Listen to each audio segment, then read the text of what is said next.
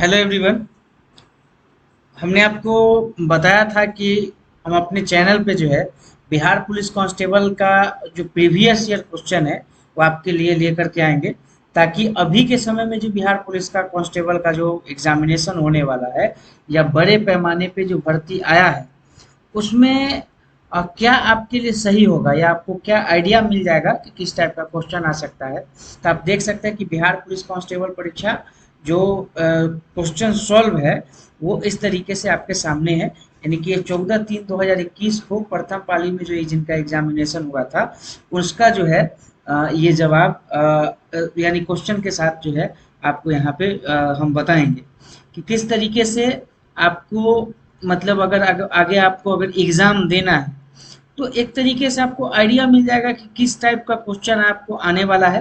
हालांकि अगर आप एग्जाम पहले से दे चुके हैं तो आपको इतना पता होगा कि बिहार पुलिस में ग्रुप डी लायक का क्वेश्चन पूछता नहीं है। जितना लोग सोच करके विद्यार्थी सोच करके क्या जाता है कि हम ग्रुप डी का एग्जाम देने जा रहे हैं, जबकि ऐसा होता नहीं है। चलिए वीडियो को स्टार्ट करते हैं। क्वेश्चन नंबर एक जो है वो क्या कह रहा है, सीएनजी मुख्य रूप से क्या किससे बनी हुई होती है।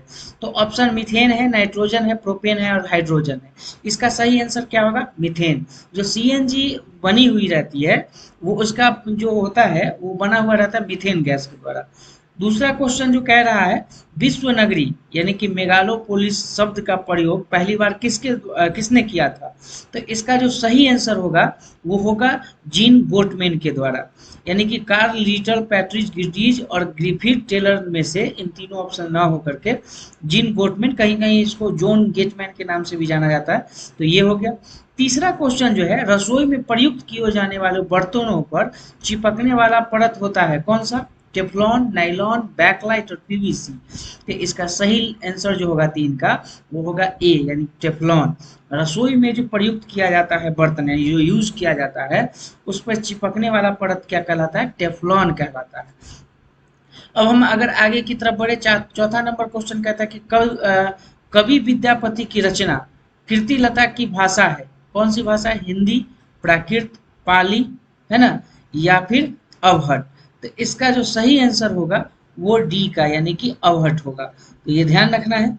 अब अगर हम आपको आगे बताएं तो पांचवा नंबर क्वेश्चन कह रहा है कि निम्न में से छैल छबीला सब रंग में रंगीला बड़ा चित्त का अड़ेला कहूँ देवतों में न्यारा है पंक्तियों की रचना करने वाले कौन है। यानी कि पांचवा नंबर जो क्वेश्चन है निम्न में से छैल छबीला सब रंग में रंगीला बड़ा चित्त का अड़ीला कहूँ देवतों में न्यारा है पंक्तियों की रचना करने वाले कौन है। तो इसका सही आंसर जो होगा वो डी यानी ताज बीबी है ना। ज्यादातर लोग तुलसीदास मार देते हैं जबकि क्या होगा, ताज बीबी होगा। छठा नंबर क्वेश्चन आपका क्या कह रहा है कि निम्नलिखित में से कौन सा राज्य की उत्पत्ति का सबसे प्राचीन सिद्धांत है। यानी कि निम्न में से कौन से राज्य की उत्पत्ति का सबसे प्राचीन सिद्धांत है। तो छठा नंबर जो क्वेश्चन है वो क्वेश्चन का आंसर क्या होगा, ए दैवीय सिद्धांत। सातवां नंबर क्या है, एक लकड़ी है। तो इसका आंसर क्या होगा, प्राथमिक ईंधन। जबकि बाकी आंसर क्या है, तरल ईंधन, द्वितीयक ईंधन, शोधित ईंधन। जबकि लकड़ी एक क्या है, प्राथमिक ईंधन है। अब आठवां नंबर है निम्नलिखित में से किसने कहा है कि इतिहास वर्ग जो है संघर्ष की कहानी है।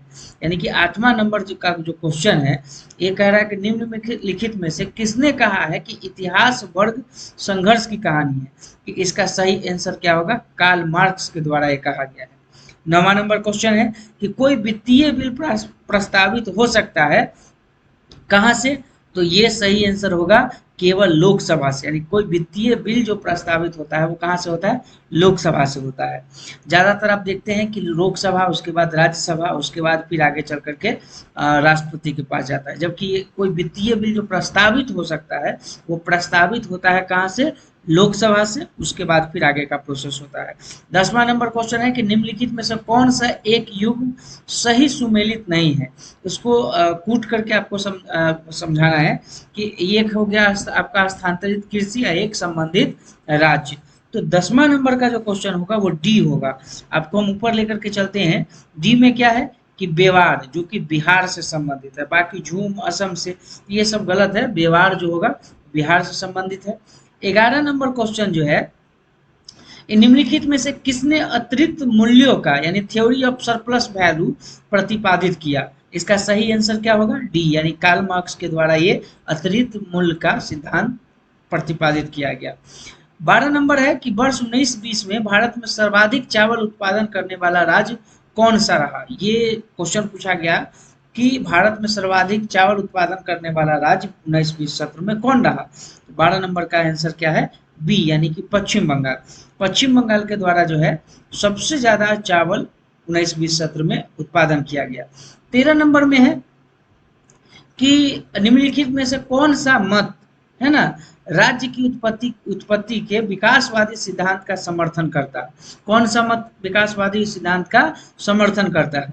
तो 13 नंबर का जो आंसर हो जाएगा वो क्या हो जाएगा? डी हो जाएगा, यानी राज्य मानव समाज के निरंतर विकास का परिणाम होता है ना। बाकी राज्य युद्धों का परिणाम है, गलत है। राज्य की उत्पत्ति एक विशेष समयावधि में हुई, गलत है। राज्य एक कृत्रिम रचना है, ये भी गलत है। सही आंसर क्या होगा?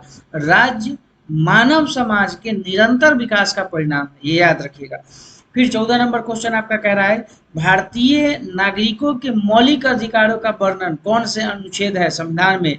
14 नंबर क्वेश्चन का क्या जवाब हो जाएगा? ए, संविधान के अनुच्छेद 12 से लेकर के 35 तक भारतीय नागरिकों के मौलिक अधिकारों का जो वर्णन है वो संविधान के अनुच्छेद 12 से लेकर के 35 तक है। आप यहाँ पे देखना चाहें तो देख सकते हैं। उसके बाद 15 नंबर क्वेश्चन आपका क्या कह रहा है? 15 नंबर क्वेश्चन कह रहा है यदि आप परिवर्तन का विरोध करते हैं तो आप जीवन का विरोध करते हैं। ये किसके द्वारा, यानी कि ये जो है इसका सही क्या होगा? यानी English version of quotes can be follow, यानी कि यदि आप परिवर्तन का विरोध करते हैं तो आप जीवन का विरोध करते हैं। इसका सही ट्रांसलेशन क्या होगा? तो इसका होगा if you fight change you fight life, if you protest change you protest life. गलत है दोनों। इसका जो सही आंसर होना चाहिए वो होगा क्या? See, if you resist change you resist life, है ना। तो ये ध्यान रखना है। 16 नंबर जो क्वेश्चन है Visvesvaraya iron and steel limited किस राज्य में स्थित है? तो इसका सही आंसर होगा कर्नाटक, डी, ये सही आंसर हो जाएगा। जो आयरन एंड स्टील लिमिटेड किस राज्य में है? तो कर्नाटक में। 17 नंबर क्वेश्चन है कि निम्नलिखित में से भारतीय गायिकाओं में बेजोड़ लता मंगेशकर नामक रचना किसकी है? यानी कि भारतीय गायिकाओं में बेजोड़ लता मंगेशकर नामक रचना जो है किसकी है? तो 17 नंबर क्वेश्चन का सही आंसर जो होगा वो क्या हो जाएगा? कुमार गंधर्व हो जाएगा, यानी किससे ऑप्शन क्या हो जाएगा? ए हो जाएगा। अब हम लोग अगर 18 नंबर क्वेश्चन की तरफ चले, किस कहानी में लहना सिंह प्रमुख पात्र थे? और इसका सही आंसर क्या होगा 18 नंबर का? तो इसका सही आंसर होगा उसने कहा था मैं, यानी कि उसने कहा था मैं लहना सिंह के नाम से एक प्रमुख पात्र थे, जो कि सही होगा। अब है 19 नंबर, पंचायती राज विषय है किसका? समवर्ती सूची का, केंद्र की सूची का, राज्य की सूची का और शेषाधिकार की सूची का। तो उसने 19 नंबर का जो होगा वो है राज्य की सूची का। पंचायती राज नियम जो है कहाँ लागू हुआ? राज्य में। तो राज्य की सूची पे ये लागू करता है जो 4 आर्टिकल 248 का है, समवर्ती सूची यानी कि और यूनियन लिस्ट, केंद्र की सूची, राज्य की सूची। तो ये सही क्या हो जाएगा? राज्य की सूची। 20 नंबर क्वेश्चन है एक दीक्षांत भाषण नामक रचना के रचयिता कौन है? तो 20 नंबर का सही जवाब जो होगा वो होगा हरिशंकर परसाई, है ना। तो ये सही जवाब हो जाएगा। 21 नंबर क्वेश्चन कह रहा है it is raining cats and dogs the sentence does not mean. इसका 21 नंबर का जो सही आंसर होगा वो क्या होगा? पहले देखते हैं। ये कह रहा है कि इट इज ड्रिजलिंग, यही होगा सही आंसर, इट इज ड्रिजलिंग। उसके बाद अगला है it is raining contrary to experience of believe, it is raining unusually और unbelievably, it is raining heavily. सही क्या होगा? इट इज ड्रिजलिंग, है ना, ड्रिजलिंग। तो ये सही हो जाएगा।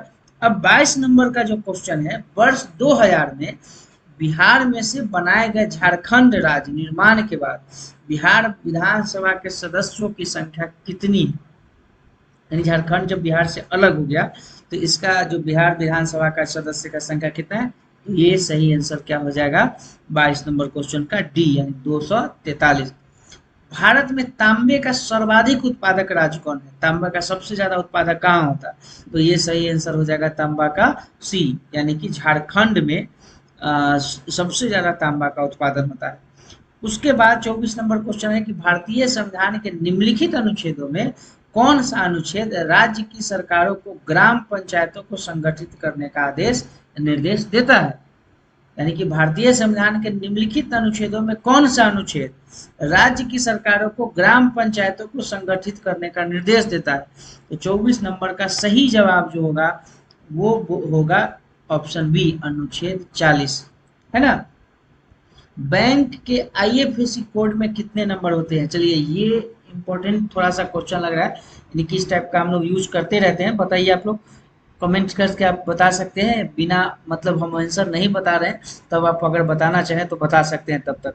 25 नंबर का क्वेश्चन जो है कि आईएफएससी कोड में कितने अंक होते हैं? इसका सही जो जवाब होगा वो होगा 11।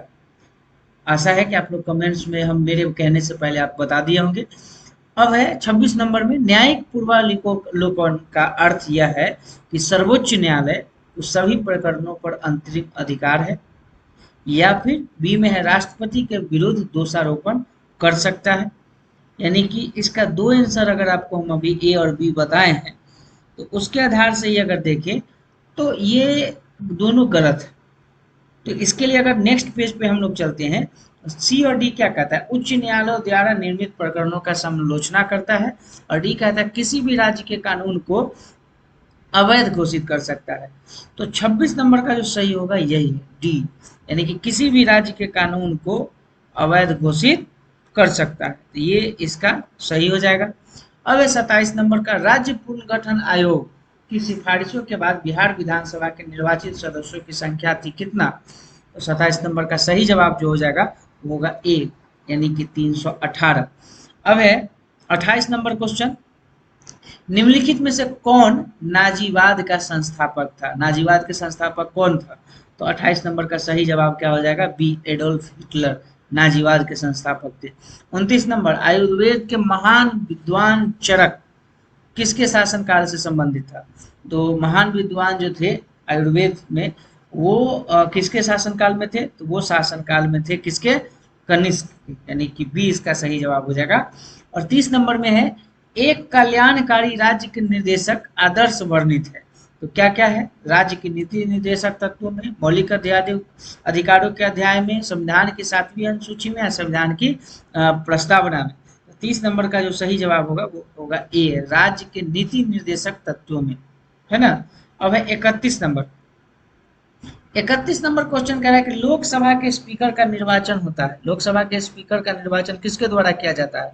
तो इसका सही जवाब क्या हो जाएगा? सी, यानी कि लोकसभा के सभी सदस्यों द्वारा। सब स्वाभाविक है, आप देखते होंगे कि लोकसभा के जो स्पीकर होते हैं वो लोकसभा में जिनका पूर्ण बहुमत का सरकार रहता है या जिनका सरकार रहता है उन्हीं के द्वारा चुना हुआ रहता है। तो स्वाभाविक है कि लोकसभा में जितने सदस्य हैं जिनका ज्यादा बहुमत होगा उनके द्वारा या उसी पार्टी का लोकसभा का सदस्य चुना जाता है। अक्सर ऐसा राज्यसभा में भी देखा जाता है। अब अगर इसके बाद हम अगर देखा जाए तो 32 नंबर क्वेश्चन क्या कहता है कि सभापति तथा उपसभापति का पद रिक्त होने पर कौन राज्यसभा की अध्यक्षता करता है? उस सदन का वरिष्ठतम सदस्य, सत्तारूढ़ दल का वरिष्ठतम सदस्य, सी में हो जाएगा उपराष्ट्रपति, और डी में हो जाएगा राष्ट्रपति जिस व्यक्ति को नियुक्त करे। तो 32 नंबर का सही जो होगा वो क्या होगा? डी, राष्ट्रपति जिस व्यक्ति को नियुक्त करेगा।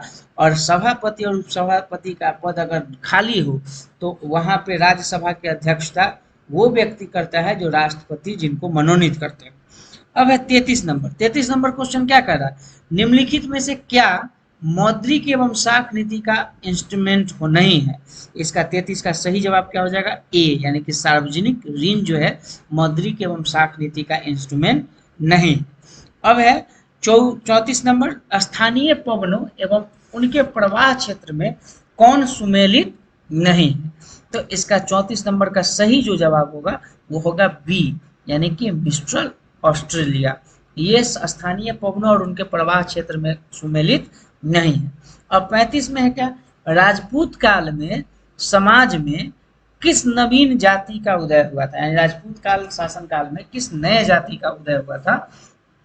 तो अगर इसका ऑप्शन हम लोग अगर देखें पहले, तो ए में है रजक, बी में है बड़ूर, सी में है कास्ट और डी में है भेद। तो जो 35 नंबर का सही जवाब होगा वो होगा सी, कास्ट। कास्ट जाति का एक नया उदय हुआ था राजपूत जाति के शासनकाल में। अब 36 नंबर क्वेश्चन क्या कर रहा है कि भारत के राष्ट्रपति को उसके पद से हटाया जा सकता है, कैसे? भारत के प्रधानमंत्री के द्वारा, लोकसभा के द्वारा, भारत के मुख्य न्यायाधीश के द्वारा और संसद के द्वारा। तो 36 नंबर का जो सही होगा वो होगा डी, संसद के द्वारा भारत के राष्ट्रपति को हटाया जा सकता है। उसके बाद आपको अगर हम बताएं स्कर्वी नामक रोग किस विटामिन की कमी से होता है, तो 37 नंबर का जो सही जवाब होगा वो क्या होगा? सी, विटामिन सी के कारण जो है स्कर्वी नामक रोग देखा जाता है कि हो जाता है। अब 38 नंबर है, निम्न में से किसी हिंदी जो है सोनेट का साधक माना जाता है। तो 38 नंबर का जो सही जवाब होगा वो होगा ए, यानी त्रिलोचन, जो क्या है हिंदी सोनेट का साधक माना जाता है त्रिलोचन को। अब 39 नंबर में है, भारत में किसी भी सदन का सदस्य हुए बिना कोई व्यक्ति कब तक मंत्री पर आसीन रह सकता है।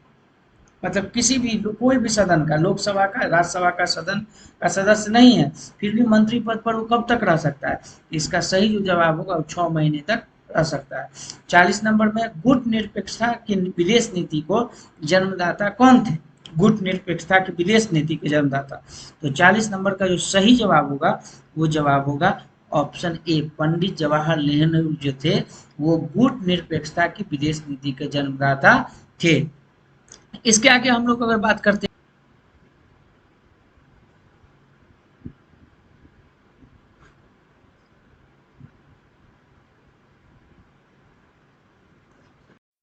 चलिए 41 नंबर क्वेश्चन की तरफ अगर हम लोग बढ़े, तो इसमें है क्या कि निम्न में से कौन सा रोग थायराइड ग्रंथि से संबंधित नहीं है?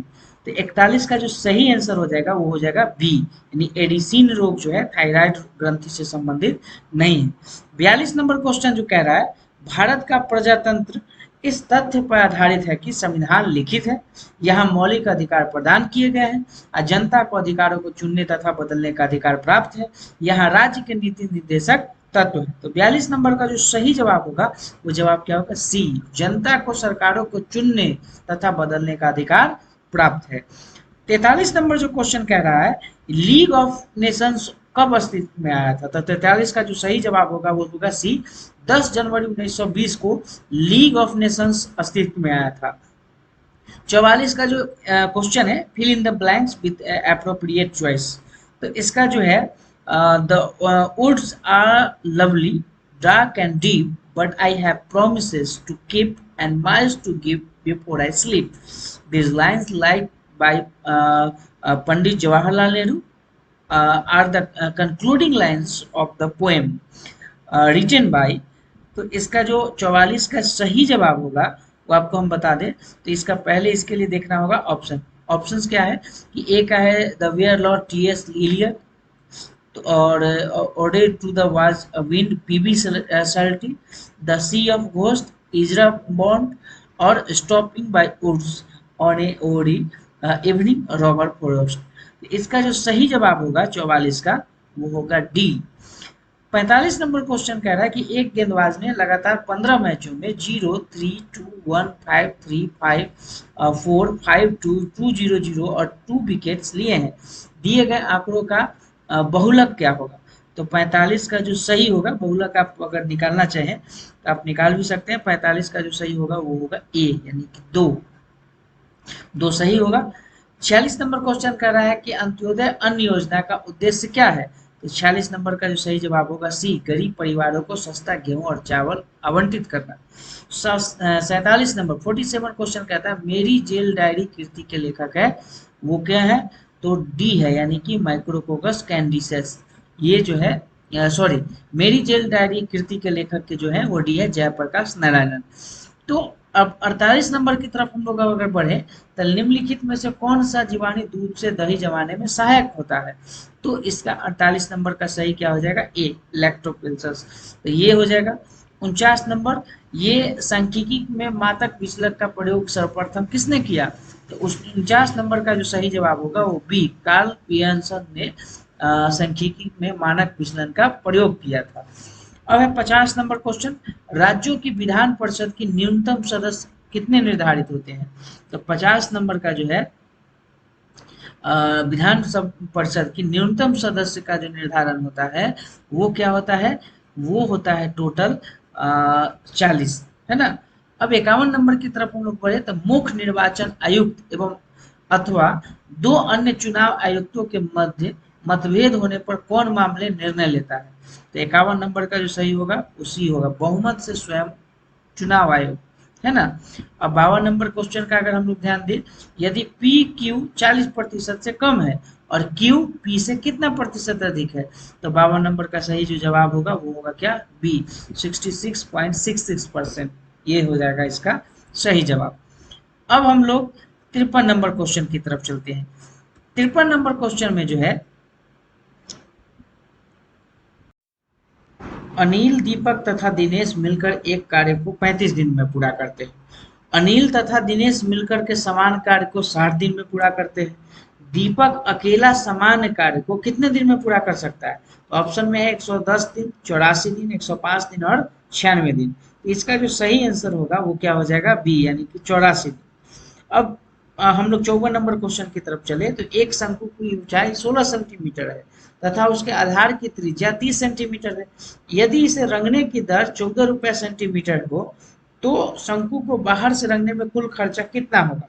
तो 54 नंबर का क्वेश्चन का जो जवाब हो जाएगा वो हो जाएगा डी, है ना, यानी कि 44,880 रुपए का।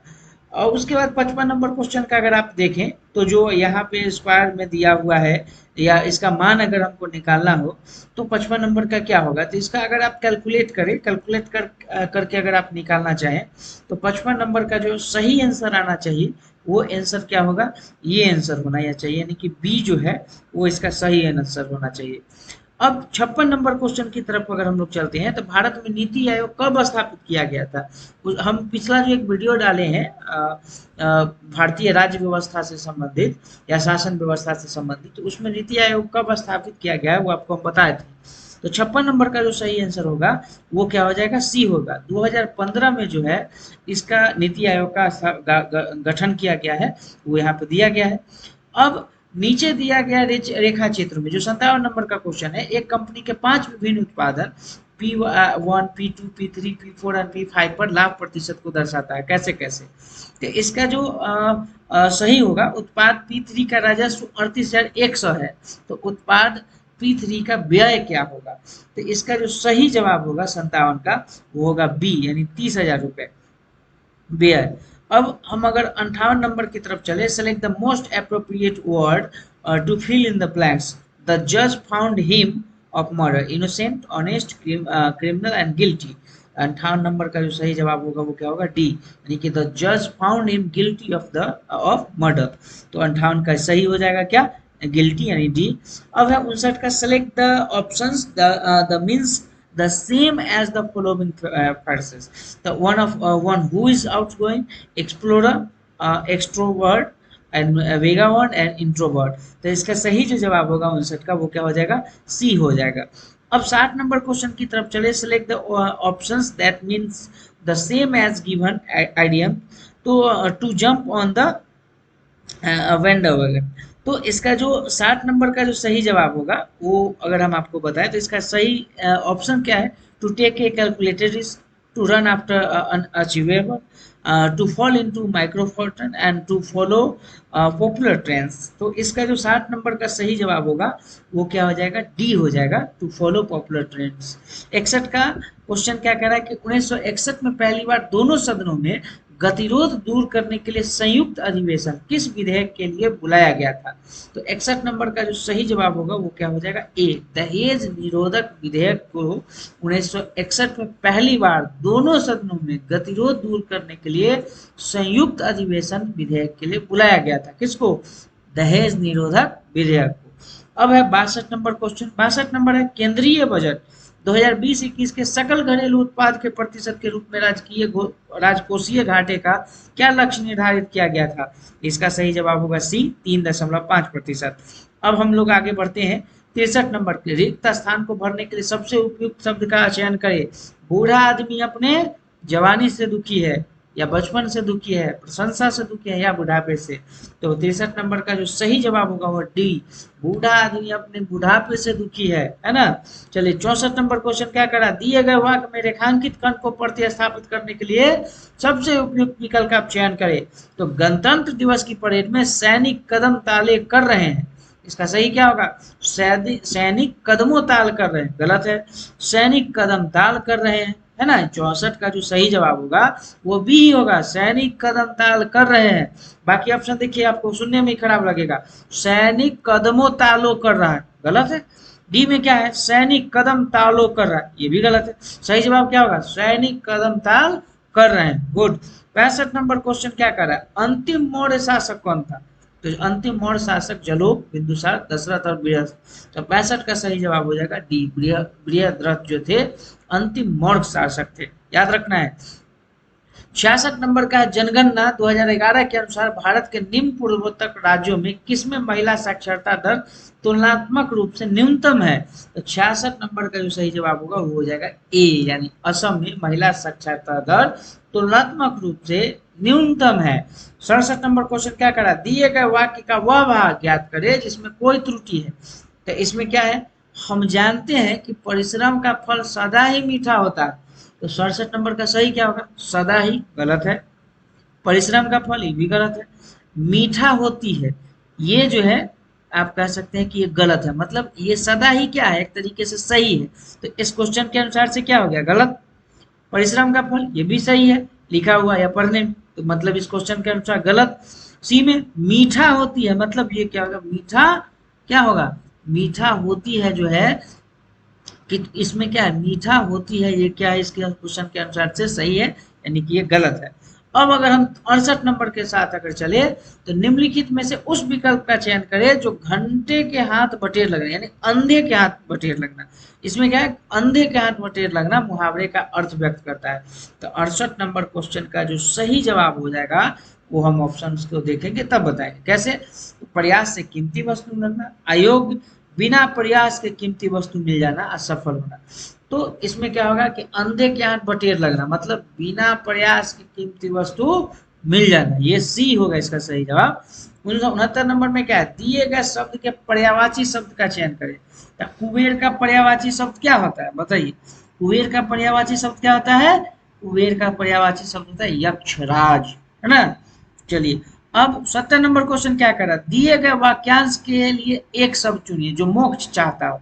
मोक्ष चाहता हो उसके लिए एक शब्द क्या होगा वाक्यांश में, उसके लिए होगा ए, यानी कि मुमुक्षु, है ना। चलिए अब 71 नंबर है, विनोद कुमार शुक्ला, सुन रहे हो विनोद, चलिए सुनिए, विनोद कुमार शुक्ला को 1999 का साहित्य अकादमी पुरस्कार उनके किस उपन्यास के लिए दिया गया था? तो 71 नंबर का जो सही जवाब होगा वो होगा डी, दीवार में एक खिड़की रहती थी, उसके लिए जो है इस उपन्यास के लिए 1999 में विनोद कुमार शुक्ला जी को साहित्य अकादमी पुरस्कार दिया गया था।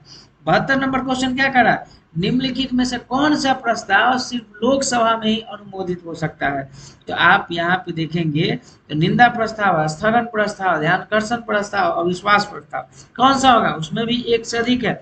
तो 72 नंबर का जो आंसर होगा वो होगा डी, यानी कि 1, 2 और 4। 1 यानी निंदा प्रस्ताव, 2 यानी स्थगन प्रस्ताव, 4 मतलब अविश्वास प्रस्ताव। ये कहाँ से पारित हो सकता है, अनुमोदित लोकसभा से।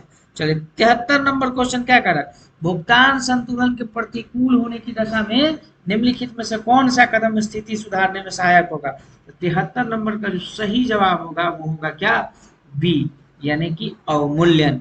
74, दिए गए शब्दों का विलोम शब्द चुने, यश का क्या होता है, अपयश, है ना। तो यानी 74 नंबर का जो सही जवाब होगा वो क्या हो जाएगा, बी।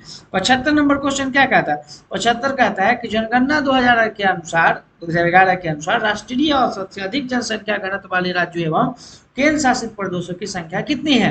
तो 75 का सही जवाब क्या हो जाएगा, सी, 16 टोटल है केंद्र शासित प्रदेशों की संख्या जो जनसंख्या घनत्व वाले राज्यों एवं केंद्र शासित हैं। 76 नंबर क्वेश्चन क्या कर रहा है, निम्नलिखित प्रदेशों में किसमें वर्ष 2018 में प्रति व्यक्ति जनसंख्या घनत्व द्वितीय सर्वाधिक था। तो 76 का जो सही जवाब हो जाएगा वो क्या हो जाएगा, सी यानी कि अफ्रीका। चलिए अब अगले स्टेज में हम लोग चलते हैं। 77 नंबर क्वेश्चन क्या कर रहा है, उल गुलान विद्रोह किससे संबंधित है। तो 77 नंबर जो क्वेश्चन है उसका सही जवाब होगा डी, यानी बिरसा मुंडा विद्रोह से संबंधित है। 78 1930 और 31 में बड़ी कांग्रेस ने सफलतापूर्वक अंग्रेजी हुकूमत किस जिले में नाकाम कर दिया गया था। 30-31 में बड़ी कांग्रेस ने, तो 78 का सही जवाब होगा सी, यानी कि गया जिले में नाकाम कर दिया था किसको, अंग्रेजी हुकूमत को, ध्यान रखना है। चलिए 69 नंबर क्वेश्चन क्या कर रहा है, सॉरी 79, भारत में ग्रामीण संख्या की आबादी की कितना प्रतिशत जनसंख्या प्राइमरी शिक्षा की सुविधा पाती है। तो 79 का जो सही जवाब होगा वो है ए, 94% प्राइमरी शिक्षा की सुविधा प्राप्त कर लेती है।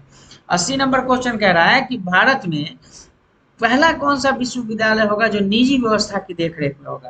तो 80 नंबर का सही जवाब क्या हो जाएगा, सी, राजीव गांधी कंप्यूटर विज्ञान राष्ट्रीय विद्यालय विश्वविद्यालय जो होगा वो निजी व्यवस्था की देखरेख में होगा, है ना। 81 नंबर क्वेश्चन क्या होता है, आकाश नीला लगता है क्यों।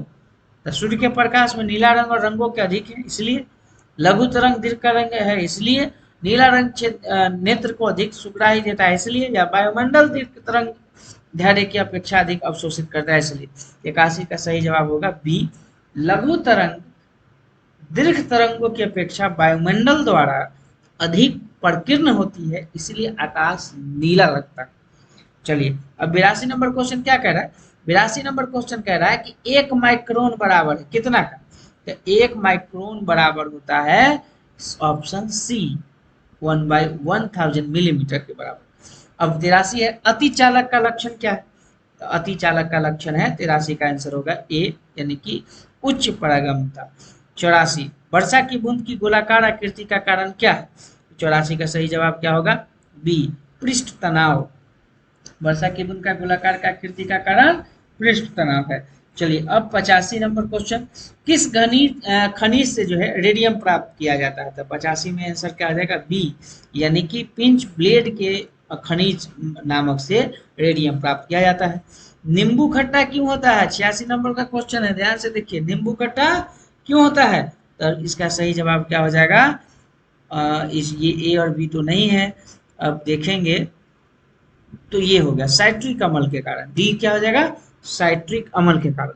अब है 87 नंबर, विरंजक पूर्ण के लिए कौन सा असत्य है। तो विरंजक पूर्ण के लिए जो असत्य होगा वो हो जाएगा 87, जल में अधिक विलय होता है इसलिए विरंजक चूर्ण के लिए असत्य है। चलिए अब 88, पारद धातु मिश्रण किसका है, पारद धातु। तो 88 का सही जवाब हो जाएगा आपका सी, यानी कि पारद युक्त मिश्र धातु होती है। 89 नंबर क्या कह रहा है, 89 नंबर कह रहा है कोयले का सामान्य प्रकार है, कैसे। 89 का जो होगा कोयले का सामान्य प्रकार क्या है, तो बिटुमिनस, सामान्य प्रकाश बिटुमिनस है। चलिए 90 नंबर क्वेश्चन क्या कह रहा है, भारत की राष्ट्रीय स्तनी क्या है। राष्ट्रीय स्तनी क्या है जो है 90 नंबर का हो जाएगा डी, बाघ जो है राष्ट्रीय स्तनी है। चलिए अब 91 है, जल से बाहर निकाले जाने वाले मछलियां मर जाती है क्यों, क्योंकि ऑक्सीजन की अधिक मात्रा प्राप्त होती है, उनका शरीर ताप बढ़ जाता है, वे श्वास नहीं ले पाते, जल में नहीं चल पाती। तो 91 नंबर का जो सही जवाब हो जाएगा वो क्या हो जाएगा, सी, वे श्वास नहीं ले पाती। अब अगला क्या है 92, मनुष्य के शरीर में पैर की हड्डी क्या होती है, खोखली होती है, सरंदी होती है, ठोस होती है, कीलक होती है। 92 का सही जवाब ए, खोखली होती है। मनुष्य के शरीर में पैर का जो हड्डी होता है क्या होता है, खोखला होता है। गुड। चलिए 93 नंबर क्या है, आधुनिक मनुष्य के हाल का पूर्वज क्या है, यानी आधुनिक मनुष्य के हाल का पूर्वज क्या है। तो 93 का जवाब क्या होगा, बी, क्रोमग्न मानुष, है ना, ये आधुनिक मनुष्य के हाल का पूर्वज है। 94 क्या है, हरगोविंद खुराना को किस आविष्कार के लिए सम्मानित किया गया था। हरगोविंद खुराना, 94 का सही जवाब क्या होगा, जीन के संश्लेषण के लिए हरगोविंद खुराना को आविष्कार जो है दिया गया था। तो चलिए अगला क्या है 95, नगदी फसल में सम्मिलित नहीं है, कौन कौन नगदी फसल नहीं है, गन्ना, कपास, जूट या गेहूं। तो 95 का सही जगह क्या है, डी, ये नगदी फसल नहीं। उसके बाद अगला क्या है, भारत का प्रथम उर्वरक संयंत्र कहाँ लगा था। तो 96 का सही जवाब बी, यानी कि सिंदरी में, पहला उर्वरक संयंत्र लगा था, ठीक है, भारत में, वो भी ध्यान रखना है। चलिए अब 97 नंबर क्या करा है क्वेश्चन, निम्नलिखित औद्योगिक कस्बों में कौन छोटा नागपुर के पठार पर स्थित है?